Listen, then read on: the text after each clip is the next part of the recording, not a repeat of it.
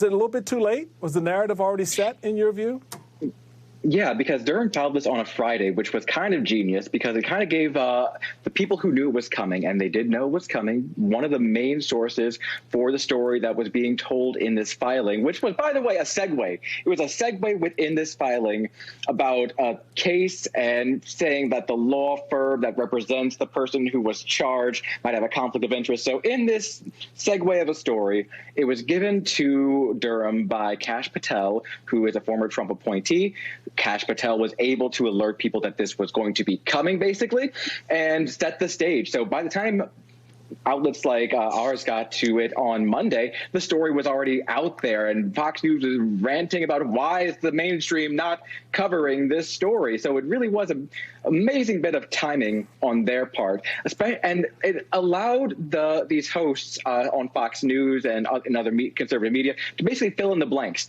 They went from, oh, so a lawyer who was being paid by Clinton but wasn't really cleared by Clinton met with someone who gave them third-party data about what websites were being looked up near Trump Tower and the White House between times where Obama was in office. And that somehow got filled in the blanks to Hillary spied on Trump and stole documents, which none of that happened. That is not what occurred here. No one stole anything. That's you laid that out so well. You really did, Lori. So you got to have fun with this, right? It's not a coincidence that the Trump team and Fox and all of those folks are just sort of seized on this BS Durham narrative, given that Trump's own legal issues have heated up this week, and it's something Secretary Clinton noticed the other day. Take a listen and watch this. It's funny, the more trouble Trump gets into, the wilder the charges and conspiracy theories about me seem to get. So now his accountants have fired him, and investigations draw closer to him, and right on cue, the noise machine gets turned up, doesn't it? It's a classic deflection, right? Mm-hmm. And it also seems like, before it used to be where someone would tell a lie and they would get caught and you would stop believing them. But now if someone tells a lie and they get caught and people like the lie, they'll believe it anyway. Like that's Hillary's that she did that is such a fun lie for MAGA. Like I understand it because QAnon, tells its people that John Kennedy Jr. is going to come back. That's a lie. But that guy was hot and I want him to come back. Like, that's a lie I would like to believe. So I understand how these people get caught up in these Hillary lies. Yeah, okay. Yeah, that'll work. But so Jennifer, there is this aspect of this though that's pretty sad when you stop and think about it, because the investigation isn't the only area where Republicans have tried to use a false narrative for political advantage. One of the worst examples was the Biden crack pipe story. Everybody see this story this week? Is amazing. And now, according to this theory, the Biden administration was supposedly using tax dollars to distribute free crack pipes, and here's how they tried to spin it on Fox. Joe Biden's HHS are going to distribute crack pipes for free to addicts across the country. His latest idea is to pay black people to smoke more crack. His plan gives crack pipes to drug addicts. Why? For racial equity. We're not sure if this was Hunter's idea or Joe's way of getting his cartel partners to trust him.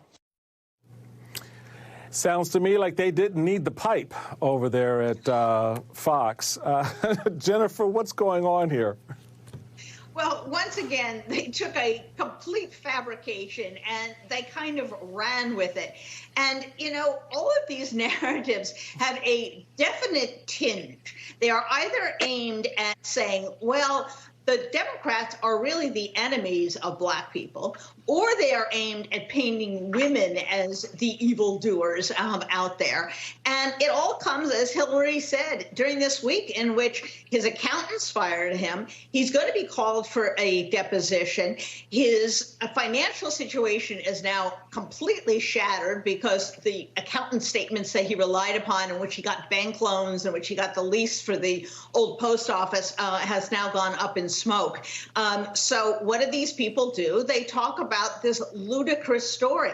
And just think about it, how stupid this sounds. I mean, doesn't the audience say, this doesn't sound right? Why would someone do that? No, they simply believe it because they've been acclimatized to lies. The lie about the election, the lie about the crack pipes, the lie about Hillary stealing, the lie about Hunter Biden, and it just becomes a nonstop lie machine. And unfortunately, these people who watch it day after day, hour after hour, do not pick up a newspaper, do not flip the channel and see what's actually going on in the world. And so they live in this make-believe world of made-up controversies and great traumas and great scandals that actually haven't occurred.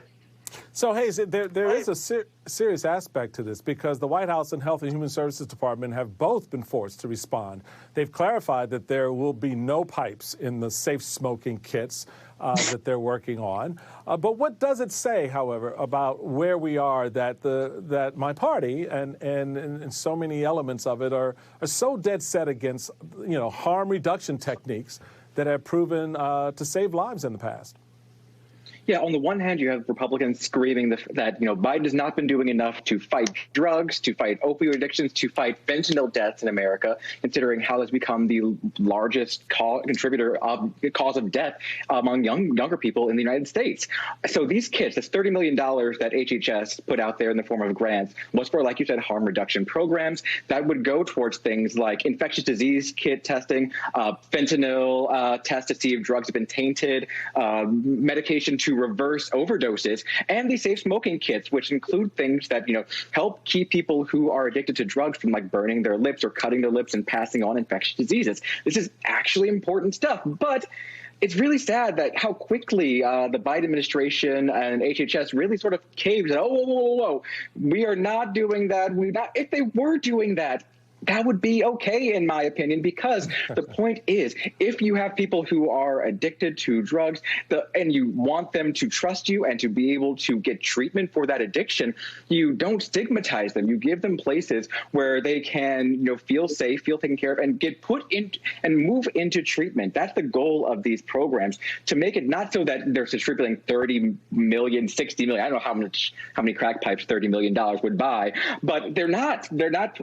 I really wish that they had pushed back harder and said, no, we are trying to save lives here.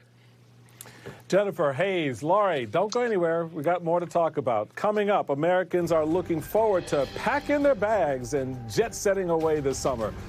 But are we truly out of the woods with COVID? Plus, why the House Oversight Committee is urging the government to weigh canceling Trump's D.C. hotel lease.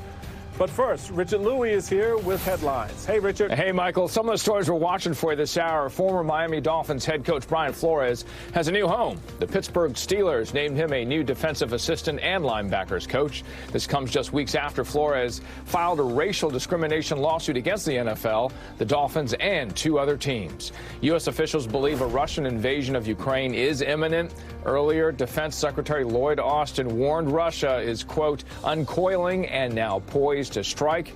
Ukraine's president is urging Western countries not to wait for an invasion to take action against Russia. And Canadian police in riot gear drove out protesters from the streets of Ottawa and removed trucks blocking streets around Parliament buildings. Dozens of more people were arrested today after more than 100 were arrested Friday. Canada's ongoing COVID measures sparked the weeks-long protest. More Ayman right after this break.